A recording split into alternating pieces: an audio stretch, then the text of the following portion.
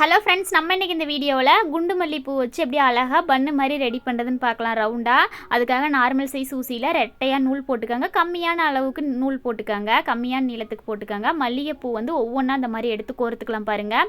ஒரு லைனுக்கு இந்த மாதிரி 3 பூ மட்டும் ஒன்று பக்கத்தில் ஒன்று வர மாதிரி கோர்த்துக்கலாம். மறுபடியும் அதுக்கு மேலே ஃபஸ்ட்லேருந்து நம்ம ஃபுல்லாக ஊசியில் கோர்த்து எடுக்கிறது தான். எந்த இடத்துலையுமே பூ கட்டுற மெத்தடில் கட்ட தேவையில்லை. சின்ன பசங்க கூட ரொம்ப அழகாக ரெடி பண்ணலாம்.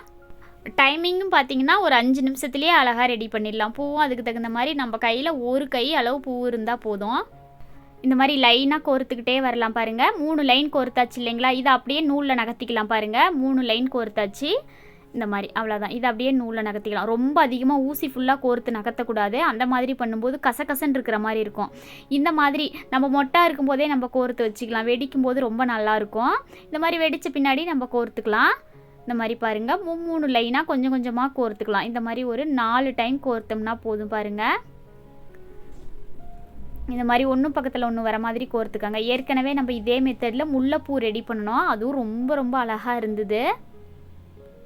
இடையில கலர் ஃப்ளவர் வேணுன்னா கூட நம்ம கனகாமரம் பூவோ இல்லை மற்ற கலர் ஃப்ளவர் வேணுன்னா கூட ரோஸ் பெட்டல்ஸ் இந்த மாதிரி வேணுன்னா கூட நம்ம ஆட் பண்ணிக்கலாம். இடையில கோர்த்து நம்ம நூலில் நகர்த்திக்கலாம்.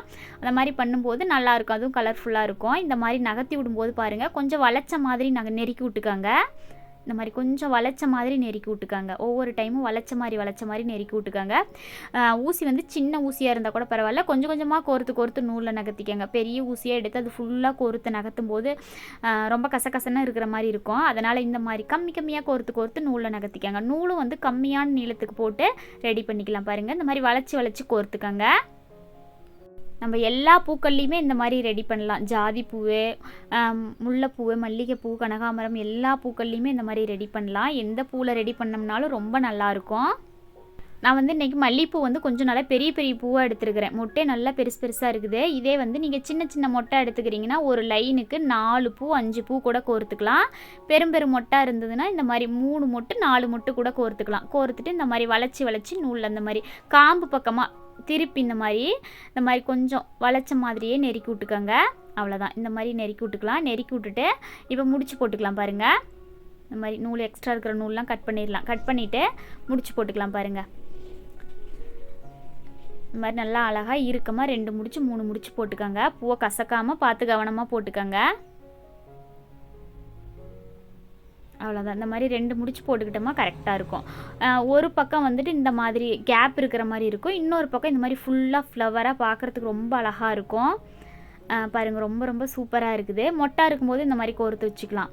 இந்த மாதிரி கோர்த்துட்டு நம்ம ஜடையில் வைக்கும்போது சேஃப்டி பின்னோ பின்னோ போட்டு வைக்கிறோம் அப்படின்னா இன்னும் கொஞ்சம் பாருங்கள், நம்ம கோர்த்ததுலேயே நம்ம சேஃப்டி பின் பின் போட்டு வைக்கிறதுனாலும் வச்சுக்கலாம். அப்படி இல்லை அப்படின்னாலும் இந்த மாதிரி இன்னும் 2 முடிச்சு கொஞ்சம் கேப்பு விட்ட மாதிரி போட்டுக்கலாம் பாருங்கள். நல்லா 2 முடிச்சு போட்டு எக்ஸ்ட்ரா இருக்கிற நூலை கட் பண்ணிடுங்க. கட் பண்ணிவிட்டு அந்த முடிச்சில் நம்ம சேஃப்டி பின் போட்டு கூட நம்ம வச்சுக்கலாம். சின்ன பசங்களுக்குலாம் நம்ம இந்த மாதிரி ரெடி பண்ணி வச்சு விடும்போது ரொம்ப நல்லாயிருக்கும். ஒரு பக்கம் மட்டும்தான் கேப்பாக இருக்கும். இதுவே நம்ம ஒரு லைனுக்கு 4 மட்டும் கோர்த்துருந்தோமா அந்த கேப்பும் இருக்காது. 2 சைடுமே திருப்பி வச்சுக்கலாம். அவ்வளோதான். ரொம்ப அழகாக ரெடி ஆகிடுச்சு பாருங்கள். இந்த வீடியோ ஸ்கிப் பண்ணாமல் பார்த்ததுக்கு தேங்க்யூ ஃப்ரெண்ட்ஸ்.